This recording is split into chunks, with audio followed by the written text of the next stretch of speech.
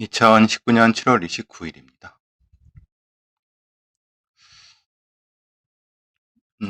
비는 거의 다 끝인 것 같아요.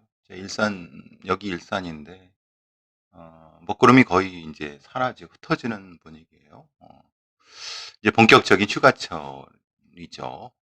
물론 저처럼 휴가라는 것이 없는 저랑 비슷한 분들은 열심히 또 일을 하고 계시고, 그래도 뭐 시간 짬을 내서 뭐 가까운 데라도 가족과 함께 잠깐의 여유라도 있으시는 게 그렇게 하시기 바랍니다. 뭐 여유가 없으시더라도 저는 여유가 없습니다.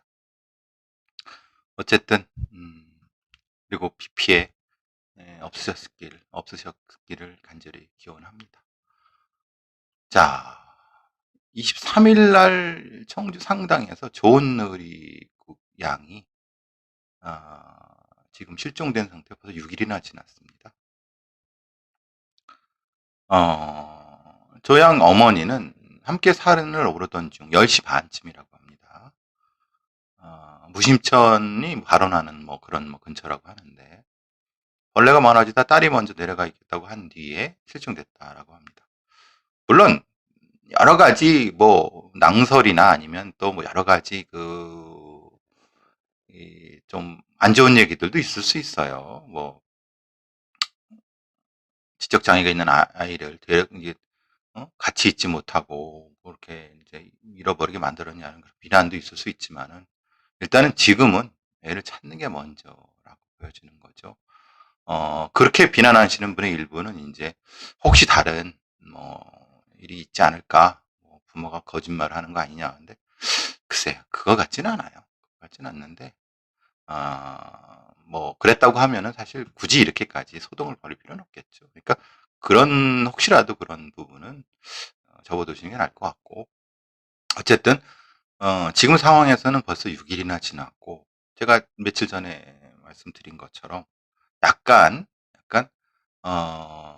6일이나 지나면서 처음에 수색을 했고, 발견 안 되자 더시 확대했고, 또 인력을 동원해서 확대했고, 이렇게 이제 뭐 2, 3차, 3, 4차를 넓히면서 이제는 뭐 공수부대 특전사를 동원해서 북한의 무장 간첩들이 혹시 비트를 파는 형태로 혹시라도 어딘가 숨겨져 있을 수 있는 뭐 이런 부분에 대해서 탐색을 해야 되지 않냐, 이런 얘기가 나오는 것 같아요.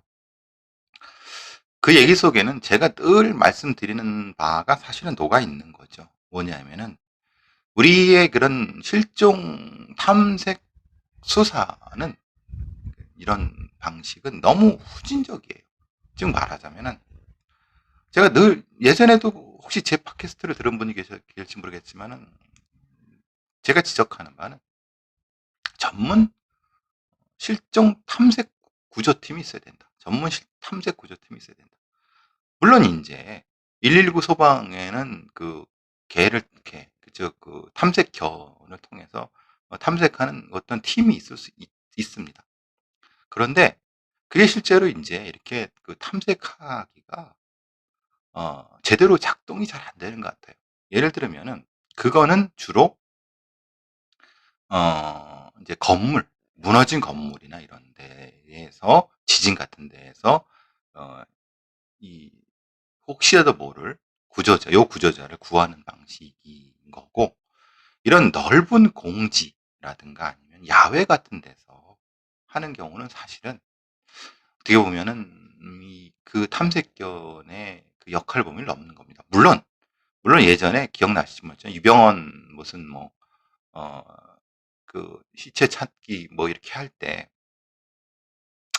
탐색견이 동원된 바는 있습니다. 그런데 이제 문제는 사실 그러고도 못 찾았죠. 이건 뭐 동네 사람이 찾은 거죠, 말하자면은.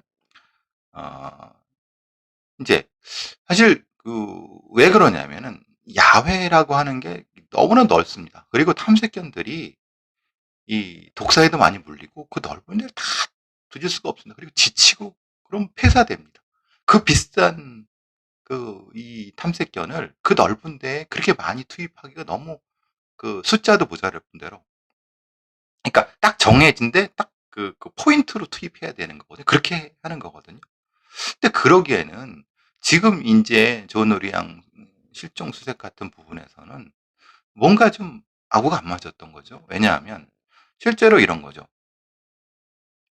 23일 날 실종됐다고 보고 23 일부터 24 일까지 경찰이라든가 아니면은 소방 일부가 수색하고 나서 1박 2일 정도로 했을 때 그때도 안 나온다고 하면 사실은 인력을 보강해서 다른 지역을 다 두지는 것보다 실제로 전문 수색팀을 동원해서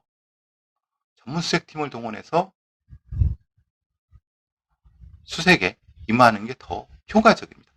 이게 우리의 방식은 그런 거죠. 우리의 방식은 무조건 인력으로 다 몸으로 때우려고 하는 부분인데 그게 될 수 있는 게 있고 될 수 없는 게 있습니다. 지금 이 경우 같은 경우는 어떻게 되냐면 실제로 그 산이나 그 옆산을 다 두시려고 하는 겁니다. 근데 문제는 우리가 전문적으로 교육받지 않은 사람들은 실종 탐색에 대해서 여러분 한번 생각해 보세요. 여러분들도 옆산에 뭘 찾아보라고 해보세요.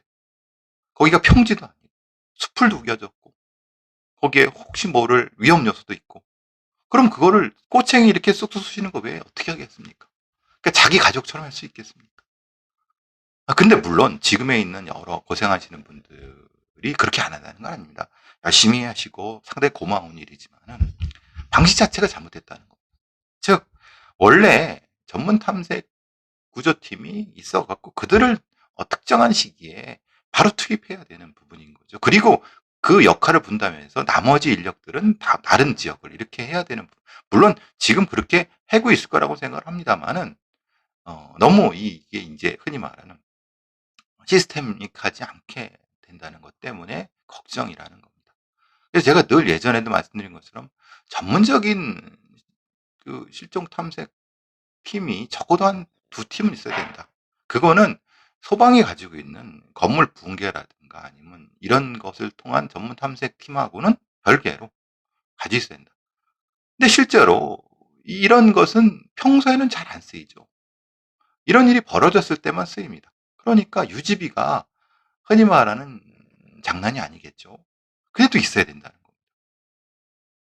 항상 이런데 기억나실지 모르겠지만은 강진에서 여고생이 살해당했을 때부터 시작해서 그때도 부터 시작해서 다른 데서도 그리고 의성에서 상수도 검침원이 살해당했는데 실제로는 그 집에서 500m도 안 떨어지는 곳 산에 있었습니다. 근데 거기를 한 번은 그 이걸 찾는 수색하는 사람들이 한 번 쓱 지나간답니다. 그러니까 지금 걱정은 그런 거죠. 한 번 이렇게 수색했다고 해서 다시 거기를 찾기가 너무 어렵습니다. 왜냐하면 그 사람들을 무시한 것이 되고 그 사람들이 좋아하지 않겠죠. 우리가 열심히 했는데. 그러니까 제가 그런 사람들이 열심히 안 했다는 건 아닙니다. 그러니까 전문적이지 않기 때문에 사실은 뭔가 간과했을 수 있는 부분이 있을 수 있다는 인간이기 때문에. 근데 만약 그랬다고 하면 어떻게 하냐 이 말입니다. 지금 이 전산을 다 이집들이 뒤지고 있는데 이 부분을 어떻게 할 거냐 이런 거죠. 그래서 걱정입니다. 이제는 이미 벌어졌어요. 뭐 어떻게 할 수밖에 없어요. 이제 전문적으로 다 뒤지고 다녀야 되는데 제가 보기에는 제가 보기에는 한번 쓱 지나간데 이렇게 멀리 갈 시간적 여유가 없죠. 그러니까 그거는 뭐냐면은 누군가가 이 아이를 납치해 갖고 다른 데 데려갔고 그러니까 두 가지 가능성이죠. 지금 있는 공간 안쪽에 어딘가에 있거나 아니면은 두 가지 가능성. 두 번째 가능성. 어쨌든 간절하게 살아있기만을 바랄 뿐인데 사실 좀 걱정이 많이 됩니다. 근데 살아있을 수도 있다고 생각합니다. 가능성은 여러 가지 다 열어놓고 봐야 되겠죠. 어, 관련해 갖고 이 서울 경찰에서 1000명을 기동대로 일선 경찰서, 일선 부적 이렇게 머니투데이 단독이 났네요. 그러니까 우리의 그 이 공무원 시스템이나 이런 거는 전문적인 전문가라고 하는 전문적인 어떤 걸 만들어내는 것이 아니라 다 몸으로 때우고 인력으로 다 이렇게 하려고 하는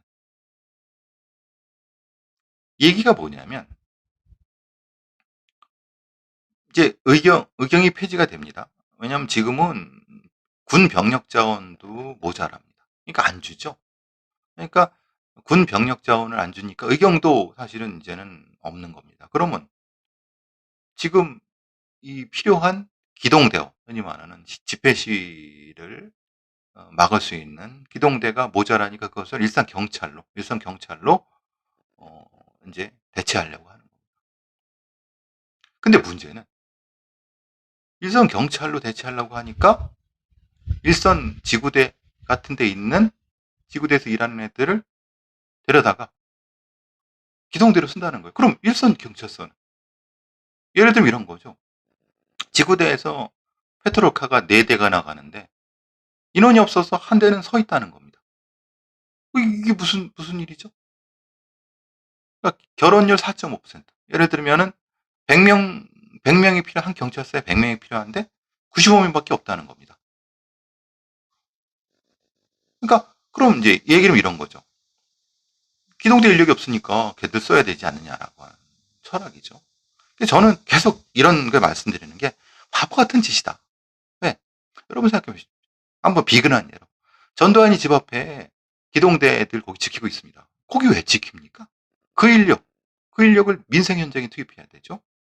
그리고 더불어민주당, 자유한국당 그 당사 앞에 그 기동대 애들 있습니다. 그거 왜 있습니까?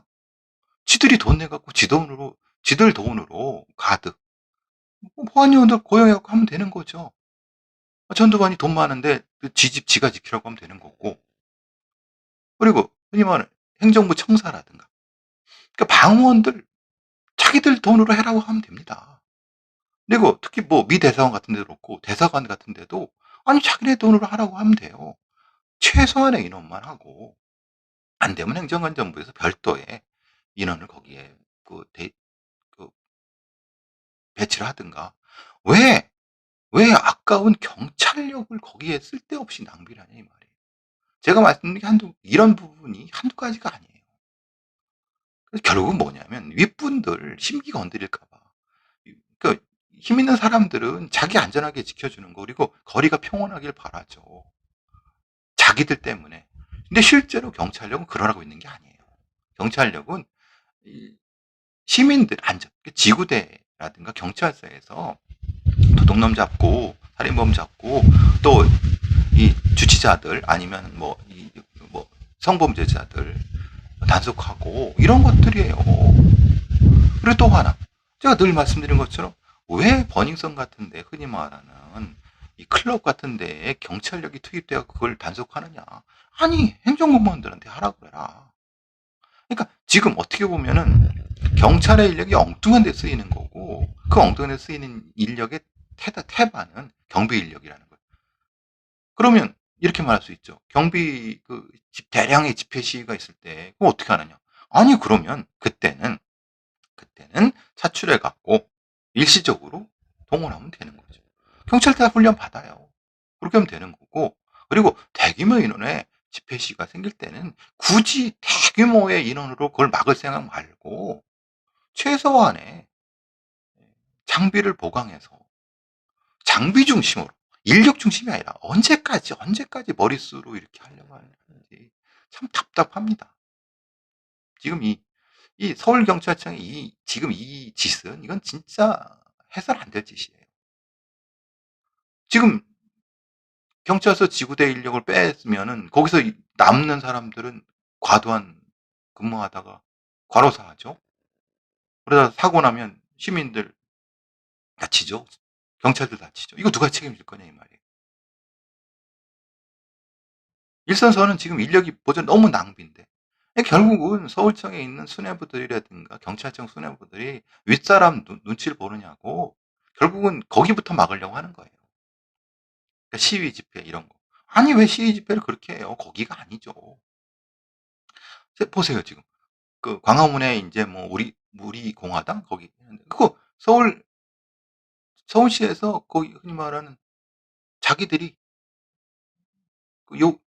직원들 아니면 이 용역들 사 갖고 처리하면 되는 거예요. 문제가 생기면 거기서 체포할 거 체포하고 하는 최소한의 이러면 되는 거예요. 근데 참 답답한, 그러니까 아직까지도 우리 경찰의 수뇌부는 인력 전환, 인력을 효율적으로 하는 거, 이런 거에 대한 생각 자체가 없다는 거예요. 언제까지 이 짓을 할 거냐 이 말이죠. 참 답답합니다. 어 지금 서울청에서는 9월 2 일자로 전입하는 신임 298기 경찰관 772명 전원을 지구대 파출소에 지역에 배치하기로 했대요. 이것도 도라이 짓이죠. 생각해 보세요. 기껏 일 잘하는 경찰들을 기동대로 뽑아 놨어요. 그죠? 아무것도 몰라요. 지금 경찰학교 갓 나와서 아무것도 모르는 애들을 일선 지구대에서 일하라고 해요. 일을 할 수 있겠습니까? 이 답답한 양반들아. 서울청의 이 수뇌부, 이 애들이 했겠습니까? 경찰청의 수뇌부, 이런 애들이 했겠죠. 답답한 인간들. 아무것도 모르는 애들을 지역경찰을 그냥, 그럼 그 뭐 꺼다로 보리자루처럼 몸으로 때우면서 하라고? 늘 그런 식이, 늘 그런 식. 훈련시키지도 않고. 그래서 사고 나고 다치고 그러면 지들 개인이 책임지라는. 이게 대한민국 서울경찰의 현지서라는 거예요. 이런 걸 어떻게 서울 시민이 믿고 이해하겠습니까? 너무나도 답답합니다, 이게 지금. 아, 제가 늘 말씀드렸던 게 또 나와서, 민감용 경찰청장이 며칠 전에 제가 말씀드렸잖아요. 자기도 경찰 마음건강센터를 가보고 싶다 해서 제가 비웃었죠. 웃기고 있다고.